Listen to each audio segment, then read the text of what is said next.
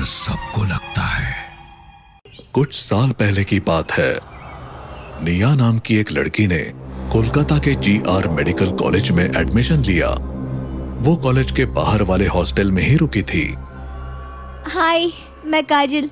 तुम new admission हो ना? हाँ, आज ही आई हूँ। मेरा नाम निया है। नाइस नेम निया।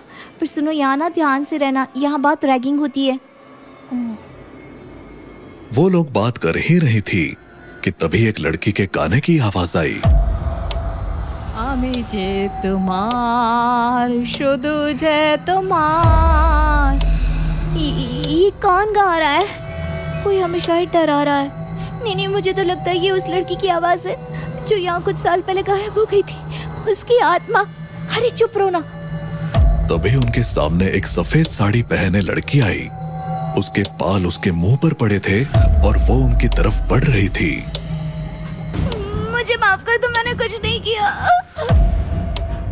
प्लीज दो। तभी उस लड़की ने अपने हाथ उनकी तरफ बढ़ाए और अचानक कई सारे हाथों ने उन्हें पीछे से पकड़ लिया।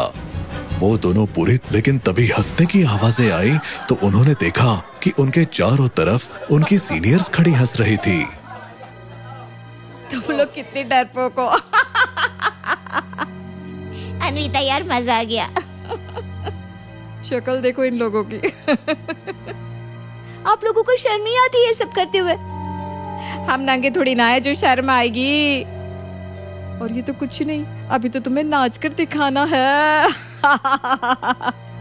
और क्या फट्टू कहीं की। हम फट्टू हैं और तुम लोगों में बहुत हिम्मत है। ऐसा है तो हॉस्टल के पीछे वाली बिल्डिंग में जाकर दिखाओ। वहाँ जाने में तुम लोगों की बैंड बज जाएगी। तो चैलेंज कर रही हो हमें? चलो फिर दिखा देते हैं तुम्हें कि तुम्हारे सीनियर्स क्या चीज है। हाँ, आज रात का एडवेंचर वही होगा। निया, वो जगह भूतिया है, मैं वहाँ नहीं आऊंगी। अरे कुछ भूतिया नहीं है, ये सारी अफवाह है। चलो आज तुम दोनों की रैगिंग वहीं होगी। सभी सीनियर्स ने निया और काजल को पकड़ लिया और हॉस्टल के पीछे लेकर पहुंची। रास्ते में उन्हें बॉयज हॉस्टल का राजन भी मिल गया। तुम लोग क्या करने जा रही हो? अरे कुछ तूफानी करने। आओ तुम भी चलो। हाँ चलो, तुम्हें भी मुजरा दिखाएंगे। वो सब अंदर पहुंचे, मोबाइल की फ्लैशलाइट जलाई और सीनियर्स ने उनसे डांस करने को कहा। प्लीज, मैं ये सब नहीं कर सकती। मुझे बहुत डर लग रहा है। या तो तुम लोग नाचोगी या रात भर यहीं रहोगी। डिसाइड कर लो फटाफट। निया और काजल ने मजबूर होकर नाचना शुरू किया, पर तभी अचानक किसी के चीखने की आवाज आई। शायद कोई जानवर। कोई जानवर नहीं था, वो किसी इंसान की आवाज थी। सबने पीछे मुड़कर देखा तो काजल, निया और पारुल गायब हो चुकी थी। कहाँ गई ये दोनों? भाग गई क्या? अरे पर पारुल भी नहीं है, वो कहाँ गई? पारुल, पारुल। इधर पारुल, निया और काजल अचानक खुद को बिल्डिंग के किसी दूसरे हिस्से में पाती हैं। ये तुम दोनों की वजह से हुआ है। हम कुछ नहीं कर रहे थे। हम अचानक यहाँ कैसे आ गए, मुझे समझ में नहीं आ रहा। प्लीज मुझे यहाँ से जाना है। चुप रहो तुम दोनों, ये सब तुम्हारे चैलेंज की वजह से हो रहा है।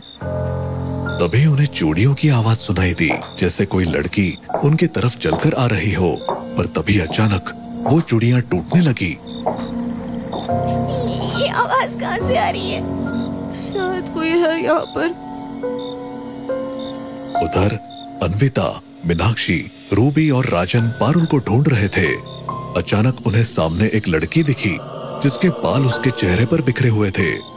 वो कौन है? अरे ये तो पारुल है, हमें डराने की कोशिश कर रही है। अरे ओए पारुल, तू हमें नहीं डरा सकती। बच्चा समझ रखा है क्या? भूतनी की एक्टिंग तो अन्विता ही सबसे अच्छी करती है। वैसे वो दोनों जूनियर्स कहाँ हैं? ये कुछ बोल क्यों नहीं रही है? रुको, मैं जाकर इसे देखती हूँ। कुछ ज्यादा ही नाटक कर रही है। अन्विता उस लड़की के पास जाती है। वो पारुल, बस करो ना अब। हमने तुम्हें पकड़ लिया, ये सब बंद करो। जैसे ही अन्विता ने लड़की को छूने की कोशिश की, लड़की ने अचानक से उसका हाथ पकड़ा और जोर से खींच लिया। इससे पहले कि कोई कुछ समझ पाता, उस लड़की ने अन्विता को छत से धक्का दे दिया। अन्विता चीखते हुए नीचे गिरी और वहीं दम तोड़ दिया।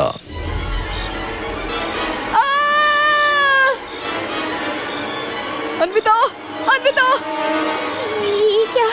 वो पारुल नहीं थी। भागो यहाँ से, यहाँ कुछ बहुत गलत हो रहा है। अन्विता की मौत के बाद मीनाक्षी, रूबी और राजन पूरी तरह से घबरा गए थे। उनके सामने अब ये बात साफ हो चुकी थी कि यहाँ कुछ बेहद खौफनाक हो रहा है। वो पूरी तरह से डर गए और तुरंत बाहर भागने की कोशिश करने लगे, लेकिन हर रास्ता जैसे बंद हो गया था। ये क्या हो रहा है? बाहर जाने का रास्ता कहाँ है? हे भगवान, मैं यहाँ क्यों आया? तभी तीनों को निया, काजल और पारुल की चीखें सुनाई देने लगी। आवाजें चारों ओर से आ रही थी, लेकिन वो उन्हें देख नहीं पा रहे थे। ये आवाजें निया और काजल की है, वो भी फंस गई है।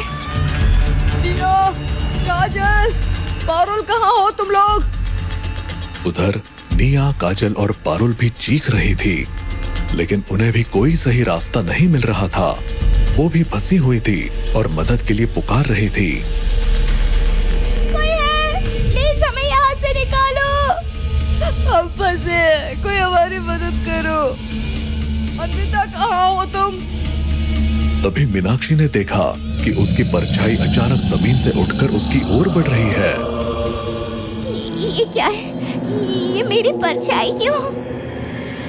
मीनाक्षी, पीछे हट। परछाई ने अचानक उसका गला पकड़ लिया और उसे खींचने लगी। मीनाक्षी चीखने लगी, लेकिन कोई उसकी मदद नहीं कर पा रहा था। उसके मुंह से खून बहने लगा और उसकी आंखें उलट गई। कुछ ही पलों में मीनाक्षी की लाश जमीन पर गिर पड़ी। मीनाक्षी, मीनाक्षी, ये सब क्या हो रहा है? लगता है हम सब मरने वाले हैं। हमें यहाँ से निकलना होगा, जल्दी। तभी अचानक निया, काजल और पारुल उन लोगों के पास पहुंच गए। जैसे ही उन्होंने मीनाक्षी की लाश देखी, पारुल जोर जोर से रोने लगी। मीनाक्षी, कैसे हो गया? हमें यहाँ से निकलना होगा, वरना हम सब मारे जाएंगे। ये तेरी वजह से हो रहा है। तूने ही चैलेंज दिया था ना अन्विता को। अन्विता कहाँ है? रूबी ने उसे अन्विता के बारे में बताया तो वो और जोर जोर से रोने लगी। लेकिन तभी एक और खौफनाक घटना घटी। राजन अचानक हवा में उठने लगा और जोर से दीवार से जाकर टकरा गया। उसका सिर दीवार से टकराने की वजह से फट गया और खून बहने लगा। कुछ ही पलों में राजन की सांसें थम गई और उसकी लाश जमीन पर गिर पड़ी। राजन, नहीं! भागो, जल्दी भागो यहाँ से। हमें बाहर निकलना होगा। रूबी भागते भागते अचानक किसी से टकरा गई। उसने सोचा कि वो पारुल है और बिना सोचे समझे उसे जोर से गले लगा लिया। हमें यहाँ से जल्दी निकलना होगा, मुझे बहुत डर लग रहा है। तभी दूर से पारुल की आवाज आई। रूबी, मैं यहाँ हूँ। तुम किसे गले लगा रही हो? रूबी का चेहरा डर से सफेद हो गया। उसने देखा जिसे उसने गले लगाया था वो पारुल नहीं बल्कि एक अजीब सी लड़की थी। उस लड़की के चेहरे पर खून से सने निशान थे और उसकी आंखें खाली थी। इससे पहले कि रूबी कुछ समझ पाती, उस लड़की ने उसकी गर्दन एक झटके में घुमा दी। गर्दन टूटते ही रूबी की चीखें भी बंद हो गई। वो लड़की भयानक तरीके से चिल्लाई। उसकी चीख इतनी खौफनाक थी। चारों तरफ का मौसम बदलने लगा। हवा जोर जोर से चलने लगी और वो लड़की अचानक हवा में घुलकर गायब हो गई। काजल इस दौरान बाहर जाने का रास्ता ढूंढ रही थी। तब अचानक निया की आवाज आई। मुझे रास्ता मिल गया, जल्दी बाहर चलो। काजल और पारुल तेजी से निया की ओर भागी। काजल सबसे पहले दरवाजे से बाहर निकल गई, लेकिन पारुल ने देखा कि निया रुक गई है। निया रुकी क्यों? चलो ना बाहर। पारुल ने निया का हाथ पकड़कर खींचने की कोशिश की, लेकिन निया का हाथ अचानक मांस के लोथड़े में बदल गया। उसका पूरा शरीर एक डरावनी लाश में बदलने लगा। पारुल की आंखें डर से फटी रह गई। ये क्या हो रहा है? तुम कौन हो? मैं निया ही हूँ। लेकिन वो नहीं जो तुम जानती हो। कुछ साल पहले मैं भी इस मेडिकल कॉलेज में पढ़ती थी। मेरे साथ रैगिंग की गई, बहुत बुरी तरह। मैंने बहुत गुहार लगाई, सबको बताया, लेकिन किसी ने मेरी मदद नहीं की। अंत में मुझे हार माननी पड़ी और मैंने अपनी जान ले ली। पर किसी को ये बात बाहर पता ना चले और कॉलेज की रेपुटेशन खराब ना हो, इस डर से मेरी लाश को इस आधी अधूरी इमारत में दफना दिया गया। सबको लगा मैं गायब हो गई हूँ, लेकिन मैं हमेशा यहीं थी, इन्हीं दीवारों में। पारुल की सांसें रुकने लगी। मिया की आंखें अब खून से लाल हो गई थी और उसके चेहरे पर मुस्कान थी। तब से मैं उन सभी को सजा देती हूँ जो यहाँ रैगिंग करते हैं, और अब तुम्हारी बारी है। पारुल ने निया के हाथ से छूटने की कोशिश की, लेकिन उसकी पकड़ बहुत मजबूत थी। इससे पहले कि पारुल कुछ कर पाती, निया ने उसे भी उसी तरह खत्म कर दिया जैसे उसने बाकियों को मारा था। उधर काजल बाहर इंतजार करती रही, पर कोई बाहर नहीं आया। उसे लगा उस भूत ने पारुल और निया को भी मार दिया। वो बदहवास सी अकेले वापस हॉस्टल लौट गई।